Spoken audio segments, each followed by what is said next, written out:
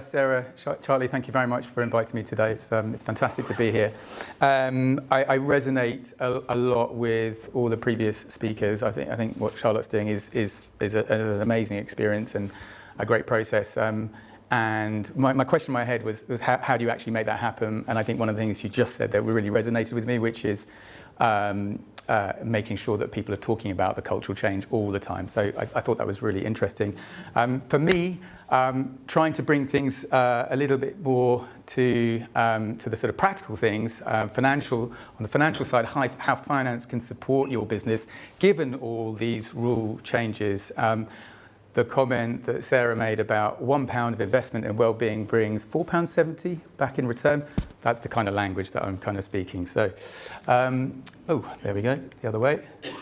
Just very quickly, I work for Fusion Consulting Group. We are a broad professional services business, working with private clients, working with early stage startups, small SMEs, mid-cap SMEs, and some corporates.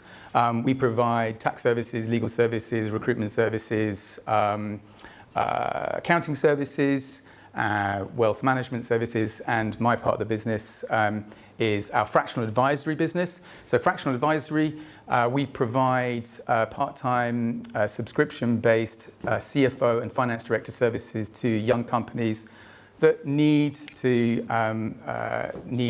financial support, financial guidance, when they need it on a fractional basis. A little bit about me. I've been involved with businesses for 25 plus years. More recently, I'm embracing that rather than worrying about getting too old. But I've been involved with corporates, mid-caps, early-stage businesses, mainly involving the resourcing of staff and service.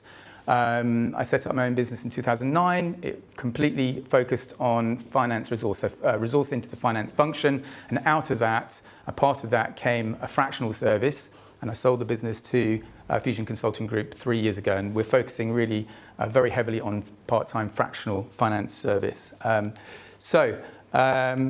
get it right. Okay, so trying to be practical, I really enjoyed Paul and Rachel's presentation in terms of some of the clarity on the legislation. And so at the top of each slide is kind of the things that have happened or going to happen. But how does it relate to a CFO or an FD supporting your service? Well, in previous times, it was, and Adam will recognise this as well, you've got a need, let's hire quick and let's make it happen. Let's kind of manage the performance later. I mean, that's a little bit extreme, but it kind of was the sort of go-to. But now from a financial perspective, you've got to think about every hire being a semi-fixed cost. And with that comes some of the legal downside risk that might occur as a result of a poor hire or a change in hire. Thankfully, pragmatically, Paul has explained that it might not be as bad as you think. You just need to explore what the situation is. So the sort of implications from a finance perspective when you think about planning is higher expected cost of a bad hire. What is the legal exposure per employee if things don't go well? And you do have a little bit of reduced ability to restructure cheaply. And so back to what Adam was saying about process, to avoid extending your costs relating to hiring, the velocity. So what is the right velocity for your hiring? Make sure you've got the right process, as Adam talked about. Make sure you understand what the costs are actually, the actual costs involved are. And that will increase the productivity. So you're basically, from a financial perspective, building all the downside scenarios in relation to an individual cost or a department's cost or a group cost. Yeah, so again, Paul and Rachel have kind of covered some of the changes. But simply put, when you're planning from a financial perspective, it used to be that you're talking about salary and NI, and that's your kind of cost. But now you've got to think about it slightly differently. Think about it, the costs are fully loaded from a finance perspective. And so you've got to build in some buffers, absence, leave, compliance risk and penalties that all come with costs. So when you're putting your P&L together with regards to an employee or a department, You've got to think about the loaded costs. And so I think that, when you're planning to hire, or you're planning to, how do I deliver this service, or I've got a new contract and how do I kind of put the right hiring around that, or the right resource, you need to think about, unit economics. So you need to think about it more deeply. What is the performance of that individual? What is the performance of that group? What is the performance of the department? And you've got to think about what returns you get. And so what is the unit economics per person? Increasing your general pricing discipline from the other side of the business. So rather than on the back end thinking about employees, but your front end and thinking about contracts, can you look at the margins on your commercials, which may help in terms of the hiring processes. So you've got to have some buffers in place when you're putting a financial plan together. So capacity planning, again, lots of things have changed as a result of the regulation. And we used to just think about flexible hiring based on volatility. But the reality is that labour is shifting towards becoming more permanent and less predictable. So again, back to Adam's processes, you need to be clear about what you're trying to hire and the financial implications. So make sure you're planning and building your financial plans with a higher fixed cost base, and think about demand forecasting as opposed to last-minute scheduling. Okay, so just treat compliance differently is the message here, which is, previously HR would handle compliance. And I know that's a very generic statement, but generally it's sat with HR. And their advisors behind them. But I think that now, going forward with the changes in regulations, it's really important to make sure that finance is involved, or the finance function or your finance leader is involved in terms of any compliance failures, which are basically a balance sheet risk, a cost to you. So to do that, and again, going back to some of the previous speakers, look at the spend on your HR systems, your processes to recruit, and your processes to train, your documentation, your audit trails, and treat compliance as a really important financial item and do it in conjunction with an HR department. Plan ahead. Previously we were thinking about just, hiring like crazy if the demand increased. That you need to be a little bit more careful about that with the new legislation in place. Workforce changes do take a little bit longer, so you need to be a little bit more thoughtful about it from a financial perspective. And obviously the risks are increased to some degree. So, the advice is from a CFO, from an FD that you work with, is, try and build plans further in advance. Look into the future and think about what's coming.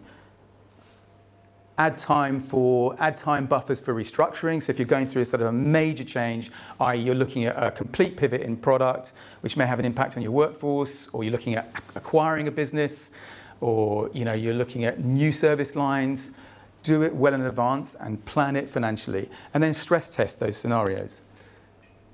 Okay, so contribution. So this is sort of very linked to your unit economics. But, there's also been a big shift. Labour is more expensive as a result. It's generally more expensive anyway, but as a result of the new legislation, it should be considered a little bit more expensive. And it is harder to flex. So, again, think about hiring ahead of the demand, but with some decent horizon. And look at really deeply about how you can increase the output per employee. So what is the contribution of that employee? And it links very closely to unit economics. Again, linking to some of the other speakers, particularly Adam in terms of his processes, look at automation, look at investing in systems, and look at the AI and technology that you have to both hire, but also to train and whether it be CPD or whatever it is, but make sure you've got training, investment, financial plans in place. This will allow you to make sure that the contribution and the unit economics work for you, whether it's about business as usual or change in the business. So tracking your revenue per employee and the contribution per employee is important. So sort of bringing things to a bit of a close. All I can say is I've always, because I've been in and around the finance function and finance leadership for a very, very long time, I may be talking to people who have grown businesses successfully or starting new businesses. But even before the legislation, my advice would be, look, make sure that every part of your business, is down pat in relation to the costs and the amount of money that you're investing. So it's not about a finance director turning around and saying that you can't go and do this in a normal world, and now you can't go and do it to an even greater degree with the new legislation in place. It's about go into it with positivity, but plan financially for the right investment, knowing what the risks are in worst case scenarios. So I think this is my final slide. Look, what is your playbook? The old playbook would be hire ahead of the growth and just go for it. I'm being a bit facetious, but to make the point. Use flexible contracts. Again, of course it can work, but it has to be worked in the right way. And adjust your workforce reactively and proactively. The new one is try and hire later and more selectively. That is critical. Model out your worst case scenarios, building systems, and treat hiring as a capital allocation, which is both important to the finance function and to the HR function. And the bottom line is that you can do this in any way you want, but you can build a P&L in relation to an individual. You can build a P&L in relation to a department. You can build a P&L in relation to the whole group or a service line. But I would really seriously encourage you, if you're looking to navigate growth or navigate change, you have the legislation you need to be mindful of. You have HR and people and behaviour that you need to be mindful of, but you also need to pragmatically make sure you pull it all together in terms of a financial plan. And that will give you, foresight into the future, at least as best as possible. The only other thing I can say is that, when I was building my business from 2009 for 13 years, I worked very closely with my business partner who was a fractional CFO, and the stress relief that came from it, because I had a pragmatic playbook in hand, which was my financial plan, which covered all parts of the business, is a huge relief. You have something to go after, and you just need to kind of stick to it and track it as best as you can. So I would say, look, just there's a whole bunch of things where you can start. You can look at who is your resource that's helping you do that. What's your financial leadership look like at the moment? You may have it, you may not have it. It may not be strategic enough, it may not be commercial enough. Take a look at it. Build from bottom line, bottom up and top down in terms of financial plan. Keep tracking it, keep going over it as best you can every month. Be disciplined about it and kind of look, what did we do right? What did we do wrong? Where are we slipping? Where's the wastage in terms of costs? And constantly review your employees. And I think we've talked about reviewing employees in terms of their performance, but it's also reviewing the performance that gets set against the cost.